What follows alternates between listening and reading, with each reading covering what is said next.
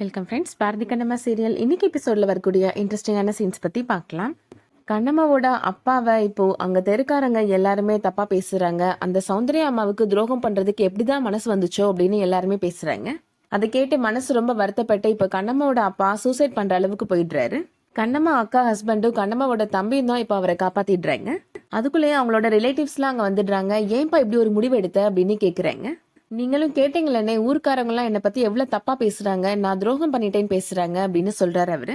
அவங்க எல்லாரும் நாளைக்கு ஒரு வேலை வந்துச்சுன்னா அதை பார்த்துட்டு போயிருவாங்க. அவங்களுக்காக நீ உயிரை விட்டேன்னா உன் குடும்பத்துக்கு யாருப்பா இருக்கிறாங்க அப்படின்னு கேக்குறாங்க.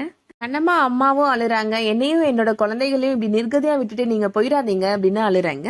இதுக்கிடையில இப்போ பாரதி கண்ணம்மா 2 பேரும் எங்க போறது அப்படின்னு தெரியாம முழிச்சிட்டு இருக்கிறாங்க. அது சொல்றாங்க, வானதி டீச்சர் வீடு பெருசா இருக்கும், நம்ம அங்க வேணா கேட்டு பாப்போமா அப்படின்னு சொல்றாங்க. கண்ணம்மா சொல்றாங்க, நமக்கு ஹெல்ப் பண்ணணும்னு தெரிஞ்சா பாவம் அவங்களுக்கு தான் பிரச்சனை ஆகும் அப்படின்னு சொல்றாங்க. பாரதி ஃப்ரெண்டு தண்டபாணி சொல்றாரு, என்னோட வீடு கொஞ்சம் பெரிய வீடா இருந்தா கூட நான் அங்க கூட்டு போயிருவேன் அப்படின்னு சொல்றாரு.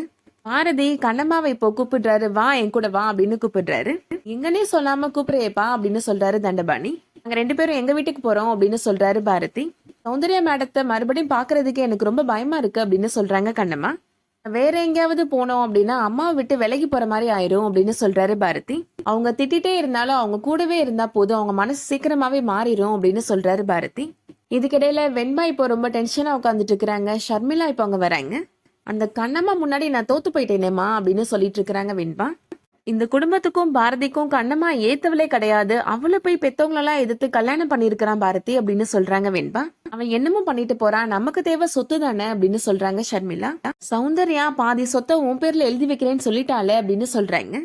அவ ஏதோ கோபத்துல சொன்னாலும் அந்த வார்த்தையை நம்ம உடும்பு மாதிரி பிடிச்சுக்கணும், அது சீக்கிரமா செயல்படுத்துறதுக்கு தான் நம்ம பார்க்கணும் அப்படின்னு சொல்றாங்க. வெண்பா சொல்றாங்க, நானும் நிறைய நாள் யோசிச்சிருக்கிறேமா, எனக்குள்ள இந்த வில்லத்தனம் எப்படி வந்துச்சுன்னு இப்பதானே தெரியுது, ஓன்ட்டு இருந்துதான் எனக்கு வந்திருக்கு அப்படின்னு சொல்றாங்க.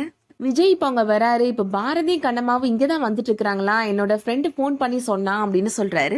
ஷர்மிளா சௌந்தர்யாட்ட சொல்றாங்க, பாரதி இப்போ கண்ணம்மாவை கூப்பிட்டு உள்ள வந்த உடனே ஆரத்தி எடுத்து வரவேற்க தானே போற நீ அப்படின்னு சொல்றாங்க. என்னோட பொண்ணோட வாழ்க்கை எப்படி போனா உனக்கு என்ன வந்துச்சு அப்படின்னு சொல்றாங்க. பாரதியுமே இப்போ கண்ணம்மாவை கூப்பிட்டு உள்ள வராரு.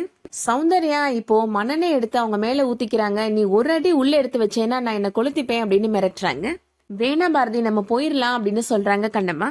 சௌந்தர்யா மேடம் பாவம், அவங்க ஏதாவது கோபத்துல முடிவு எடுத்துட்டாங்கன்னா வாழ்க்கை ஃபுல்லா அந்த பழி நம்மளதான் வந்து சேரும் அப்படின்னு சொல்றாங்க. சௌந்தர்யா இப்போ கண்ணம்மாட்ட சொல்றாங்க, ஏன் வீட்டுக்கு வந்து ஏன் முன்னாடியே உன்னோட நாடகத்தை போடுறியா நீ அப்படின்னு கேக்குறாங்க. உன் நாடகத்தெல்லாம் பார்த்து இந்த முட்டாள் வேணா ஏமாறலாம், ஆனா நான் ஏமாற மாட்டேன் அப்படின்னு சொல்றாங்க. நீ இன்னும் ஒரு அடி எடுத்து வச்சேன்னா நடக்கிறதே வேற அப்படின்னு மிரட்டிட்டு இருக்கிறாங்க. அதோட இன்னைக்கான எபிசோட் முடியுது. இந்த வீடியோ பிடிச்சிருந்துச்சுன்னா லைக் பண்ணிக்கோங்க. சீரியல் அப்டேட்ஸ்க்கு நம்ம சேனலை சப்ஸ்கிரைப் பண்ணிக்கோங்க. தேங்க்ஸ் ஃபார் வாட்சிங்.